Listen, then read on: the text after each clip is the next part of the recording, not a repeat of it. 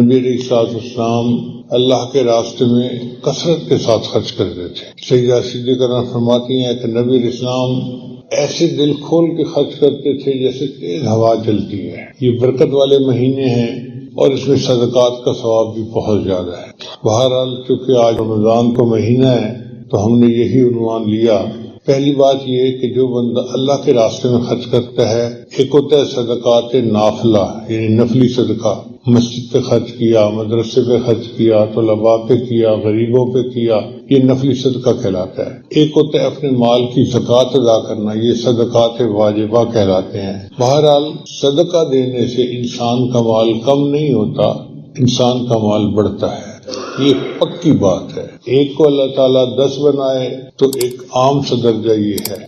میں نے اپنی زندگی میں ہزاروں مرتبہ ایک کو 10 بنتے آنکھوں سے دیکھا ہے، ان گنہگار آنکھوں سے دیکھا ہے، گواہی دے سکتا ہوں مسجد میں بیٹھ کے۔ اور اللہ اگر زیادہ بڑھانا چاہے تو جتنا چاہے بڑھا دے۔ اس کی مثال ایسے ہے جیسے ایک گندم کا دانہ زمین میں ڈالی تو اس میں سے شاخیں نکلی اور ان پر گندم کے سٹے لگے، 7 سٹے لگے اور ہر سٹے میں 100 دانے تھے، تو ایک دانے کے کتنے دانے بن گئے؟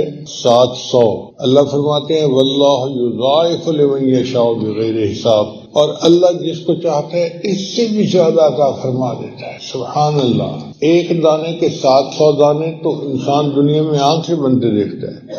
یہی حال صدقات کا ہے کہ انسان جب اللہ تعالیٰ کو راستے میں دیتا ہے تو اللہ اس کو بڑھاتے ہیں۔ نبی علیہ السلام نے قسم کھا کر فرمایا کہ انسان کا مال وَمَا نَقَصَتْ صَدَقَةٌ مِّن مَّالٍ، کہ جو انسان اللہ کے راستے میں صدقہ کرتا ہے اس کا مال کبھی کم ہو ہی نہیں سکتا۔ وَمَا زَادَ اللَّهُ عَفْوًا عَبْدًا بِعَفْوٍ إِلَّا عِزًّا، اور جو بندہ دوسرے کو معاف کر دیتا ہے اللہ اس کے بدلے اس بندے کی عزت بڑھا دیتا ہے، گھٹاتا نہیں بڑھاتا ہے، اور جو اللہ کے لیے تواضع اختیار کرتا ہے اللہ اس کو بلند فرما دیتا ہے۔ اس سے نبی اسلام فرمایا کرتے تھے انفق بلالا ولا تخش من ذی العرش اقلالا، بلال خرچ کرو اور عرش والے کی طرف سے کمی کا ڈر نہ کرو، اللہ اور دے گا۔ انفق یہ لفظ ہے نفق سے بنا، نفق کہتے ہیں سرنگ کو۔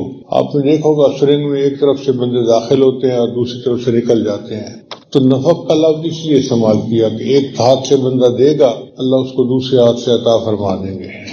اللہ تعالیٰ قرآن مجید میں ارشاد فرماتے ہیں ان المصدقین والمصدقات واقرضوا اللہ قرضا حسنا۔ سبحان اللہ، اللہ تعالیٰ نے جس کو مال دیا یہ اللہ نے دیا، انسان کا نہیں ہے، اللہ نے دیا ہے۔ اور اللہ کی شان دیکھیں کہ جو مال اللہ نے خود عطا کیا اس میں سے اگر کوئی دین کے لیے خرچ کرتا ہے اللہ فرماتے ہیں یہ تو مجھے قرض حسنہ دے رہے ہو۔ واہ میرے مالک تیری شان بڑی ہے، دیا بھی آپ نے، اور کوئی اگر آپ کے راستے میں دیتا ہے تو آپ سے قرض حسنہ فرماتے ہیں۔ اللہ فرماتے ہیں یضاعف لہم، اللہ تعالیٰ اس کو کئی گنا زیادہ بڑھا دیتا ہے، وَلَهُمْ أَجْرٌ كَرِيمٌ، اور ان کے لیے بڑی عزت والا ثواب ہے۔ اب یہ قرآن عظیم شان کے الفاظ ہیں کہ جو اللہ کے راستے میں صدقہ کرتا ہے اللہ اس کو کئی گنا زیادہ بڑھا دیتا ہے۔ ایک جگہ اللہ تعالیٰ ارشاد فرماتے ہیں وَمَا أَنفَقْتُم مِّن شَيْءٍ فَهُوَ يُخْلِفُهُ، کہ جو چیز تم اللہ کے راستے میں خرچ کرتے ہو اس چیز کے پیچھے تمہیں ملتا ہے، یعنی تم خرچ کرتے ہو تو اللہ تمہیں ضرور دیتا ہے۔ یہ پکی بات ہے، اس میں کوئی شک والی بات ہے نہیں، یہ قرآن ہے۔ اور ہم دنیا میں آخر اگر مال کو جمع کریں گے تو کیا کر دیں گے؟ موت کے وقت ہر بندے کی تمنا ہوتی ہے رب لولا اخرتنی الی اجل قریب فاصدق واکن من الصالحین، اے اللہ تو مجھے تھوڑی دیر کی مہلت دے دیتا تاکہ میں تیرے راستے میں صدقہ کرتا اور نیکوں میں شامل ہو جاتا۔ تو موت کے وقت جو ہم یہ تمنا کریں گے کہ اے اللہ ہم اپنے سارے مال کو صدقہ کر دیتے، تو جیتے جاگتے کیوں نہیں ہم صدقہ کرتے؟ یہ صدقہ جو ہے نا یہ نفع بخش تجارت ہے۔ عثمان غنی جانا فرمایا کرتے تھے تاجر اللہ بصدقۃ تربحوا، کہ تم اللہ کے ساتھ تجارت کرو نفع پاؤ، یعنی یہ صدقہ ایسی تجارت ہے کہ تم خرچ کرو گے اللہ کے راستے میں، اللہ تمہیں نفع دے گا اس کے بدلے. پھر یہ صدقہ جو ہے یہ افضل ترین عبادت ہے. عمر بن خطاب اللہ فرماتے ہیں ان الاعمال تباہت، کہ اعمال کا آپس میں مقابلہ ہوا. فقالت الصدقۃ، صدقہ نے کہا انا افضلکم، میں تم میں سب سے زیادہ افضل ہوں. پھر یہ صدقہ جو ہے بیماریوں سے شفا کا باعث بنتا ہے. نبی سامنے ارشاد فرمایا داؤ مرضاکم بالصدقۃ، تم اپنے مریضوں کا صدقہ کے ذریعے علاج کرو. ہمارے طبی جماعت کے ایک امیر تھے، ان کا نام تھا بھائی دین محمد صاحب. بہت پرانی بات ہے، میں اس وقت سرمت کی عمر کا بچہ تھا اور حکیم صاحب ہوتے تھے تو ان کے پاس میں عربی پڑھنے کے لیے جایا کرتا تھا. تو کئی دفعہ میں بیٹھا ہوتا تھا تو آتے بھائی دین محمد صاحب، شاید یہی نام میں نے بتایا، اور آ کے نا وہ حکیم صاحب کو کچھ 100 روپیہ 200 روپیہ پکڑا کے چلے جاتے. تو میں بڑا حیران ہوتا. میں نے ایک دن پوچھ لیا استاد جی یہ آپ کو آ کے پیسے کیوں دیتا ہے؟ کہنے لگے کہ اس کو بخار ہے، یہ بیمار ہے تو یہ دوائی نہیں کھاتا، یہ آ کے پیسے مجھے دے دیتا ہے کہ حکیم صاحب آپ کے پاس کوئی غریب بندہ آئے گا تو ان پیسوں سے اس کو دوائی دے دینا، اس کے بدلے اللہ مجھے شفا دے دیں گے. یعنی یہ توکل ہم نے اپنی آنکھوں سے دیکھی ہے دنیا میں. تو جو بندہ اللہ کے راستے میں صدقہ دیتا ہے اللہ اس کو شفا عطا فرماتا ہے. عبداللہ بن مبارک رحمۃ اللہ علیہ نے ایک بندے کو دیکھا، اس کے گھٹنے سے خون بہتا تھا. انہوں نے پوچھا بھی تیرے گھٹنے کو کیا ہوا؟ کہتے ہیں ایک زخم ہوا تھا اور 7 سال سے اس میں سے خون نکل رہا ہے. سمجھ نہیں آتی، طبیبوں کو بھی دکھایا ہے میں کیا کروں. کہنے لگے دیکھو جس جگہ پر لوگوں کو پانی نصیب نہیں کنواں کھدوا دو، کنویں کا پانی جاری ہوگا، اس کے بدلے تمہارا خون بہنا بند ہو جائے گا. اس بندے نے کنواں کھدوایا، اللہ نے اس کے زخم کی شفا عطا فرمائی. آج یہ ہمارے ہاں چیز نہیں ہے کہ ہم صدقہ کریں اور اس کے ذریعے سے اپنے اللہ سے شفا حاصل کریں. بھئی شفا دوائیوں میں نہیں ہے، شفا دینے والا اللہ ہے، وہ شافی ہے. پھر صدقہ انسان کے مال کو پاکیزہ کر دیتا ہے. نبی صاحب نے فرمایا اے تاجرو تم تجارت کرتے ہو تو اس میں سچ اور جھوٹ شامل ہو جاتا ہے. یعنی کچھ ایسی بات کر دی جو ضرورت سے زیادہ تھی تو جھوٹ ہو گیا، اور گاہک بنانے کے لیے کوئی نہ کوئی بات تو کرنی پڑتی ہے تاجروں کو. تو فرمایا کہ اب یہ جو میل ہے نا، اس میل کو صدقہ کے ذریعے صاف کر لیا کرو. پھر دوسری بات کہ صدقہ انسان کے دل کو گناہوں سے پاک کر دیتا ہے. یعنی مال بھی پاک ہو گیا اور انسان کا دل بھی صاف ہو گیا. اس سے انسان کو تزکیہ بھی حاصل ہو جاتا ہے. اللہ تعالیٰ اپنے حبیب صلی اللہ علیہ وسلم کو قرآن مجید میں ارشاد فرماتے ہیں اے میرے محبوب صلی اللہ علیہ وسلم خذ من اموالہم صدقۃ تطہرہم وتزکیہم بہا، ان سے صدقات وصول فرمائیے تاکہ ان کے دل پاک ہوں اور ان کا مال صاف ہو جائے. وصلی علیہم، اور میرے محبوب ان کے لیے دعا کیجیے.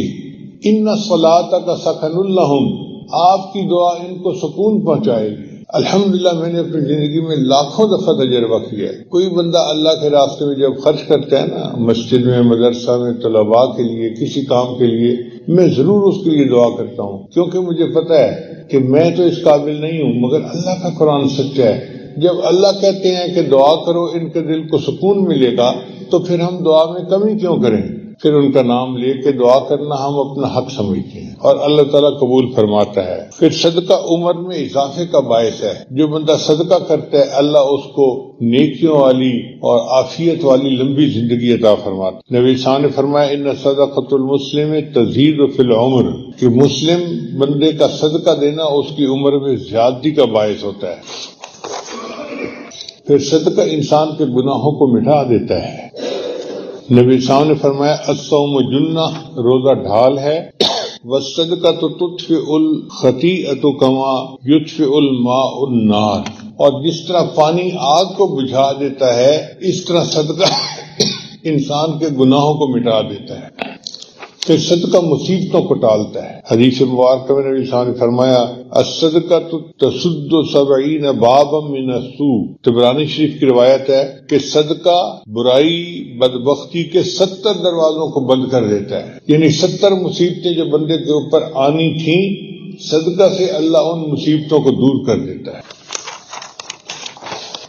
پھر ایک بہت بڑا انعام کہ صدقہ انسان کو بری موت سے بچاتا ہے۔ نبی صلی اللہ علیہ وسلم نے فرمایا ان الصدقۃ لتطفئ غضب الرب وتدفئ میتۃ السوء، کہ اللہ تعالیٰ کے غضب کو دور کرتا ہے اور بری موت سے بندے کو بچاتا ہے۔ اب کس بندے کی تمنا نہیں کہ ہم بری موت سے بچ جائیں؟ ہر بندے کی تمنا ہوتی ہے۔ اس تمنا کو حاصل کرنے کا بہترین طریقہ اللہ کے راستے میں خرچ کرنا۔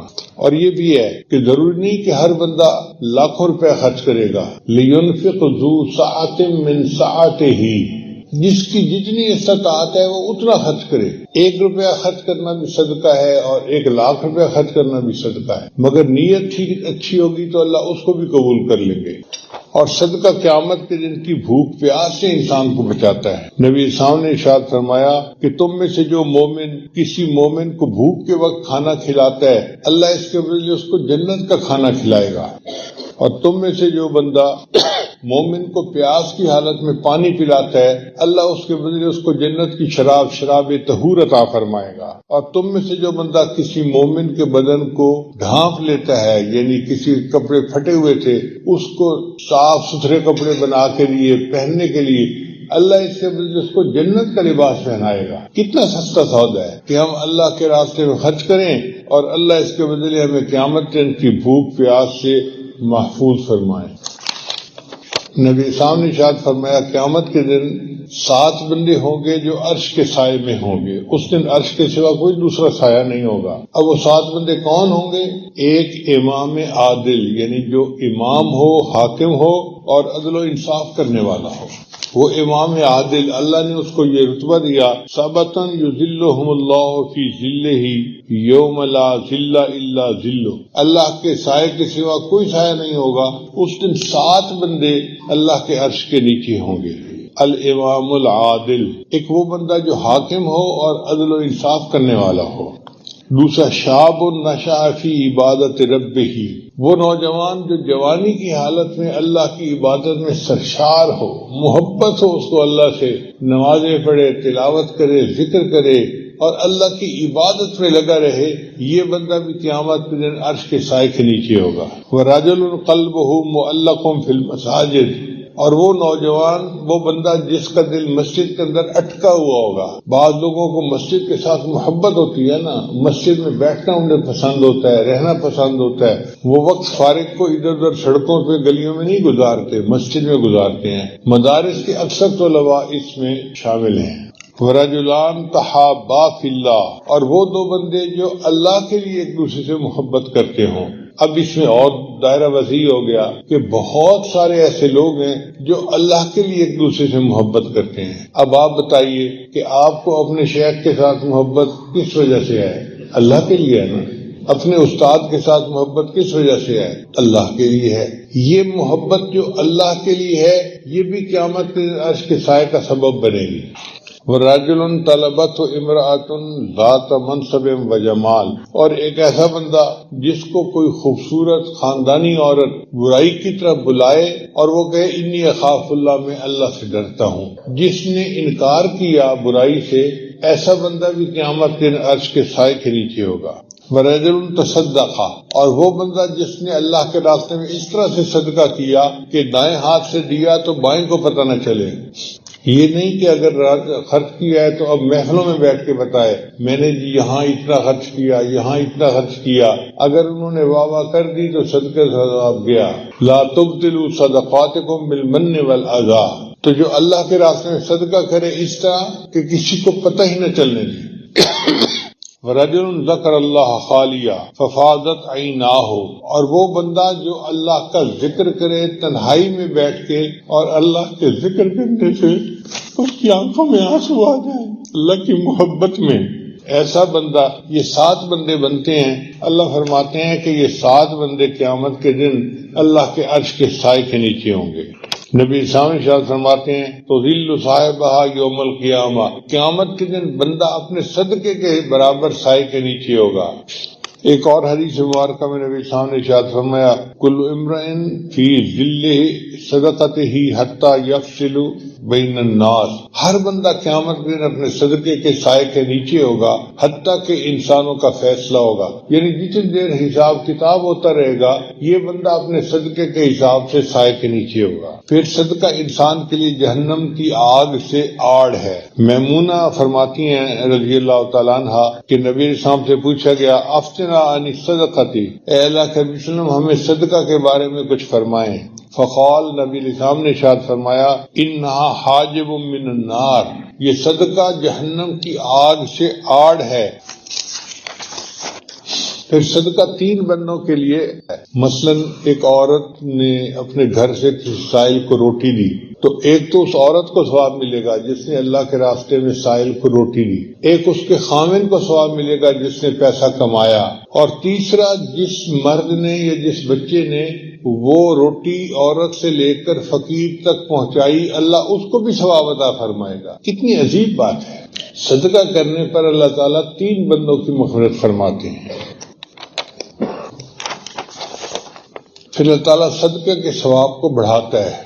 حدیث مبارکہ میں ابو ہریرہ نے اس کے راوی ہیں، فرماتے ہیں کہ جب کوئی بندہ اللہ کے راستے میں ایک کھجور خرچ کرے، اب ایک کھجور کتنی چھوٹی سی ہوتی ہے، تو اللہ تعالیٰ اس کھجور کو اپنے دائیں ہاتھ میں وصول فرماتے ہیں، اور چونکہ اللہ تعالیٰ پاک ہیں لہذا وہ پاک مال کو قبول کرتے ہیں۔ دینے والے نے ایک کھجور صدقے میں دی، اللہ تعالیٰ اس کھجور کو بڑھاتے رہتے ہیں، جس طرح تم اپنے جانور کو پالتے ہو، گائے بھینس کو، اور وہ بڑا ہو جاتا ہے، اللہ اس کھجور کو پالتے ہیں حتیٰ کہ وہ کھجور پہاڑ کے سائز کے برابر ہو جاتی ہے، اور اللہ تعالیٰ اس کے نام اعمال میں کھجور کے پہاڑ کے سائز کے برابر صدقہ کرنے کا ثواب عطا فرما دیتے ہیں۔ خرچ کی تھی ایک کھجور اور ثواب ملا پہاڑ کے برابر۔ سبحان اللہ، سبحان اللہ۔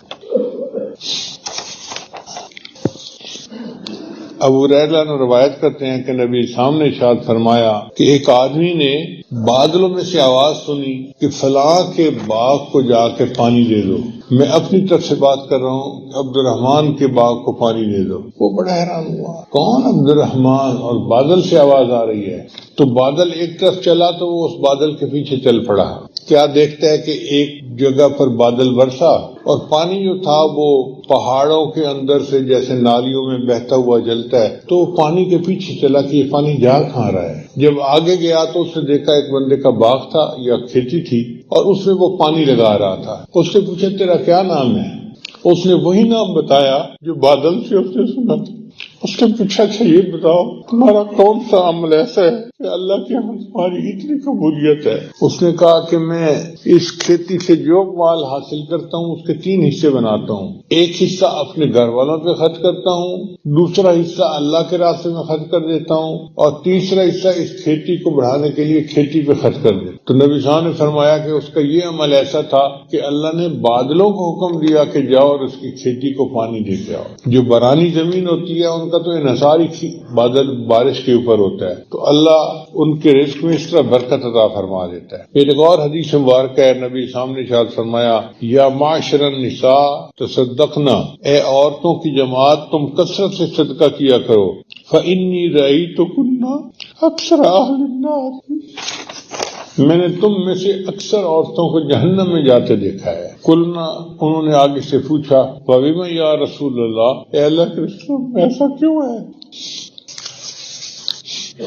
عورتیں جہنم میں کیوں زیادہ جائیں گی؟ نبی سان فرمایا تکثرن اللعن وتکفرن العشیر، کہ یہ عورتیں لعن تان زیادہ کرتی ہیں، اکثر چیزوں کے اندر عیب جوئی کرنا، نکتہ چینی کرنا، یہ عورتوں کی عادت بہت زیادہ ہے۔ کوئی چیز ان کے سامنے پیش کر دو، کوئی نہ کوئی اس کے میں سے عیب نکال ہی دیں گی۔ تو فرمایا ایک تو لعن تان زیادہ کرتی ہیں اور دوسرا اپنے خامنوں کی ناشکر گزاری کرتی ہیں، اور واقعی یہ علامات تو ہم نیک اور دیندار عورتوں میں بھی دیکھتے ہیں۔ ان کی 100 خواہشات میں سے 99 پوری کر دو، ایک نہ کر سکو مجبوری کی وجہ سے اسی پہ پھٹ جاتی ہیں، اور ایسے کر دیتی ہیں جیسے کبھی کچھ اچھا ان کے ساتھ سلوک ہوا ہی نہیں۔ یہ جو ناشکر گزاری ہے یہ اللہ کو بہت ناپسند ہے۔ شکر ادا کرنے میں ان کی زبان چھوٹی ہو جاتی ہے اور ناشکری کرنے میں زبان اتنی لمبی ہوتی ہے۔ اب ایک بندہ اپنے گناہوں کی وجہ سے، اپنی نالائکیوں کی وجہ سے اللہ کو ناراض کر بیٹھا ہے، اور اب اس کو احساس ہوتا ہے کہ میں اپنے اللہ کو راضی کروں، تو راضی کرنے کا کیا طریقہ ہے؟ نبی علیہ السلام نے ہمیں یہ بھی بتا دیا۔ انس بن مالک نے روایت کرتے ہیں، قال رسول اللہ صلی اللہ علیہ وسلم ان الصدقہ لتطفئ غضب الرب وتدفع میتۃ السوء۔ ترمذی شریف کی روایت ہے کہ صدقہ اللہ کے غصے کو دور کر دیتا ہے۔ جو محسوس کرتا ہے کہ میں اللہ کو ناراض کر بیٹھا، اب اس کو راضی کرنے کا آسان طریقہ یہ ہے کہ اللہ کے راستے میں خرچ کرو، اللہ خوش ہو جائیں گے، اور دوسری یہ کہ اللہ تعالیٰ بری موت سے بندے کو بچا لیں گے۔ ہماری دعا ہے اللہ تعالیٰ ہمیں بری موت سے بھی محفوظ فرمائے، اور اللہ تعالیٰ اپنی رضا ہمیں حاصل فرمائے، اللہ ہم سے راضی ہو جائے، اور جو صدقات جس نے بھی دیے ہیں یا جو دیتا ہے اللہ اس کے مال میں اور برکت عطا فرمائے، اور اس کو اپنی بارگاہ میں شرف قبولیت عطا فرمائے۔ وآخر دعوانا ان الحمد للہ رب العالمین۔